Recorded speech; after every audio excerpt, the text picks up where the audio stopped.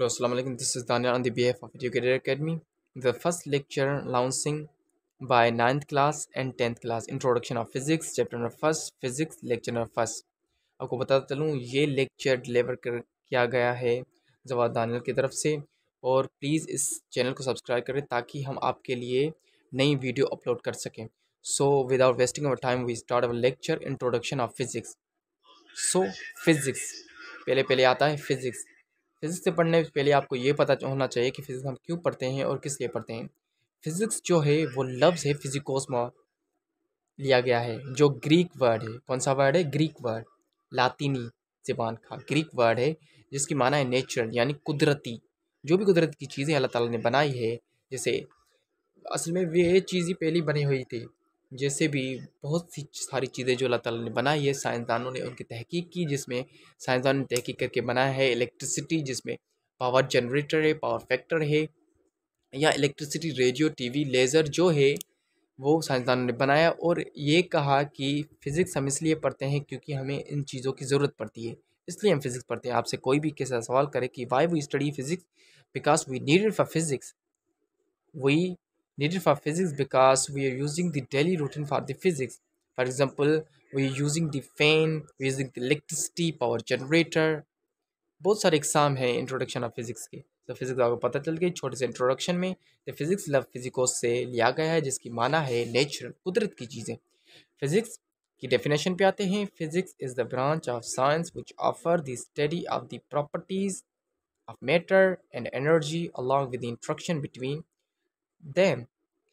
Physics loves जो है, physics एक साइंस की ब्रांच है जिसमें हम पढ़ते हैं किसकी खासियत, मादे की और एनर्जी की, और इनके बीच में जो रिलेशन है, इनके बीच में जो रिलेशन कायम है उनके बीच में। सो यहाँ पे दो चीज़ें हमारे इख्तलाफ में हैं, एक मैटर, दूसरी एनर्जी। अब ये आपस में रिलेशन कैसे रखते हैं? मैटर एक मादा है जो ऑक्यूपाई करता है space and having a weight. Matter की डेफिनेशन ये है ना, ऑक्यूपाई करे स्पेस और क्या रखे, और वेट रखे, उसको हम कहते हैं मैटर। मैटर को डिस्कस करते हैं, उसके बाद एनर्जी को। मैटर क्या है? ऑक्यूपाई करे स्पेस और वेट, यानी कोई वजन रखे और जगह कब्ज करे, उसको मैटर कहते हैं।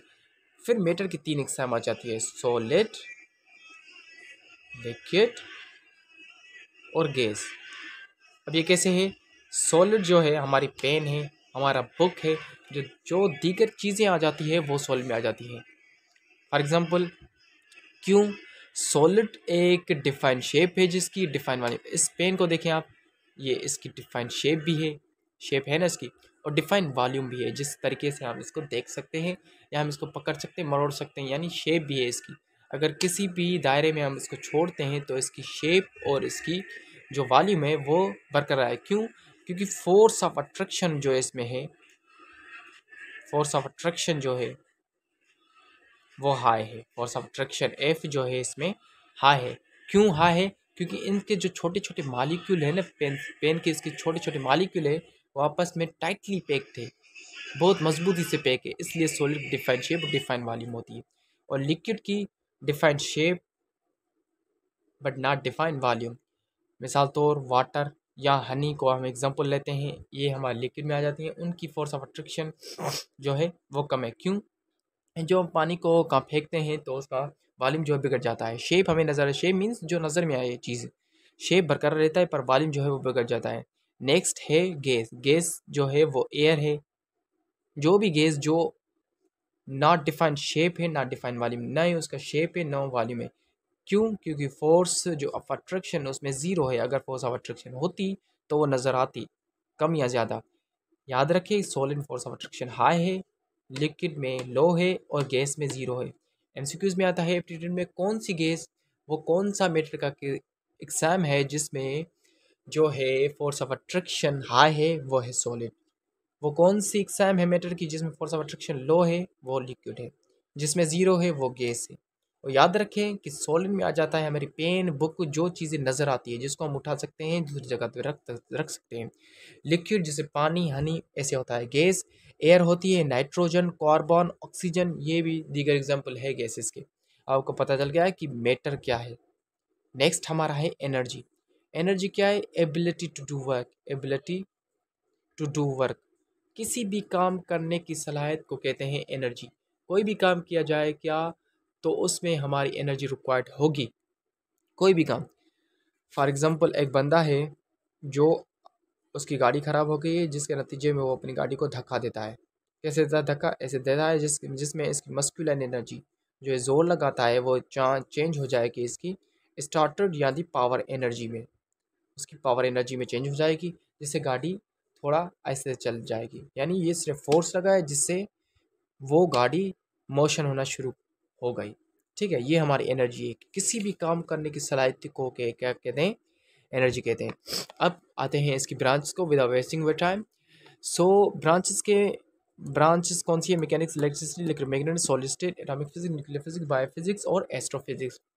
दीगर बच्चे कहते हैं कि हमें नाम आसानी से पता चल जाता है, रिमेंबर कर देते हैं, पर जब भी हमारे एमसीक्यूज़ में मीन्स आते हैं, 4 ऑप्शन आते हैं, तो हम करेक्ट टिक नहीं कर पाते। क्यों? क्योंकि इनकी डेफिनेशन जो है रिमेंबर करना आसान नहीं है, पर हम इनको आसान बनाएं कैसे? फॉर एग्जांपल हम एमसीक्यूज़ करते हैं, वो बताएं ब्रांच फिजिक्स की जिसमें हम मोशन करते हैं पार्टिकल के लिए, वो कौन सी फिजिक्स, वो कौन सी ब्रांच है? Mechanics, electricity, electromagnetics, solid state physics, mechanics. अब हम इससे शुरू करते हैं जिससे आपको पता चल जाएगा कि हम कोई भी एमसीक्यूज कर सकते हैं। फर्स्ट है हमारी mechanics physics. Mechanics means transfer होती है मोशन में। कोई भी चीज़ का मोशन जब हम उससे फोर्स लगाते हैं तो इसमें मोशन ट्रांसफ़र हो जाता है। Mechanics means motion. नेक्स्ट हमारी है इलेक्ट्रिसिटी।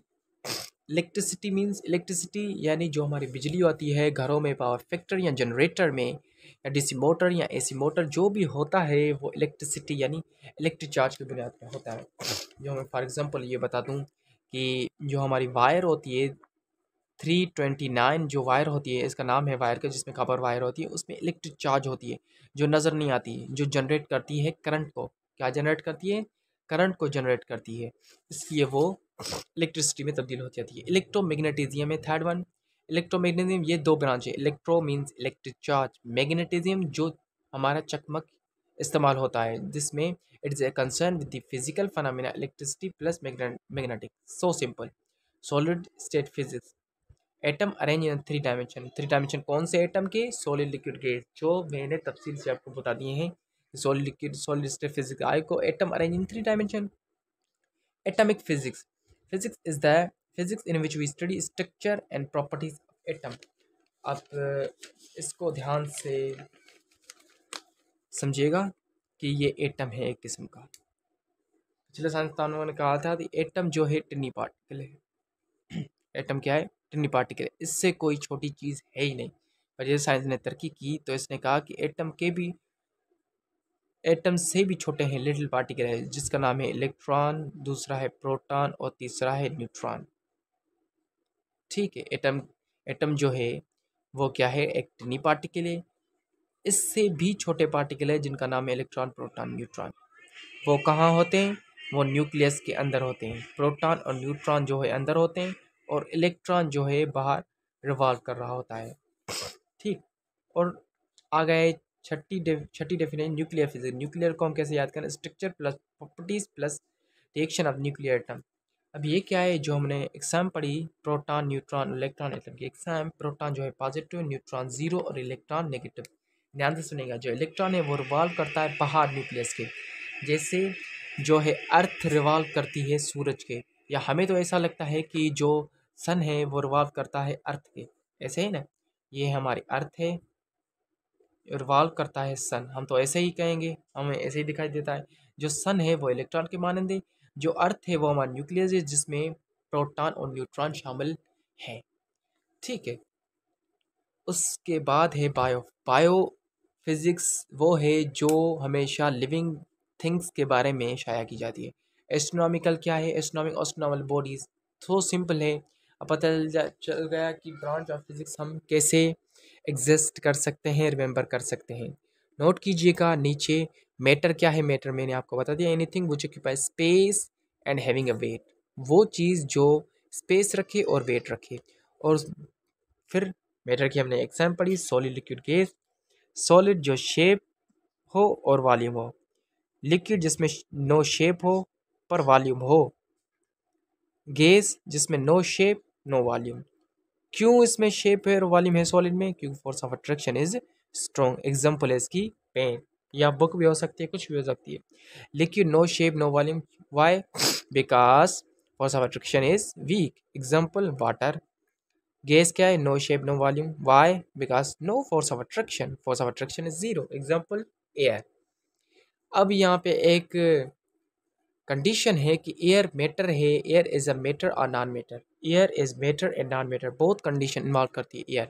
एयर जो है हमारी, वो मैटर भी है और नॉन मैटर भी है। कैसे मैटर भी है और नॉन मैटर भी है? क्योंकि जब हम बाहर हवा में दाखिल होते हैं, बाहर हमको हवा लगती है, तो वो एक नॉन मैटर हो जो हमें दिखाई नहीं देती।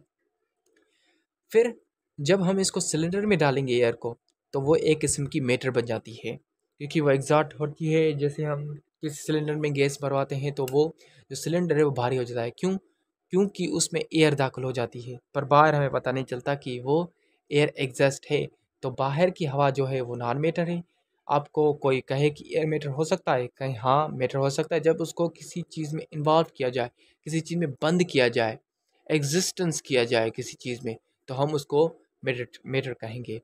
अब काइंडली अगर आपको ये लेक्चर पसंद आया है तो काइंडली इस चैनल को सब्सक्राइब करें, ताकि हम आपके लिए तमाम वीडियो अपलोड कर सकें।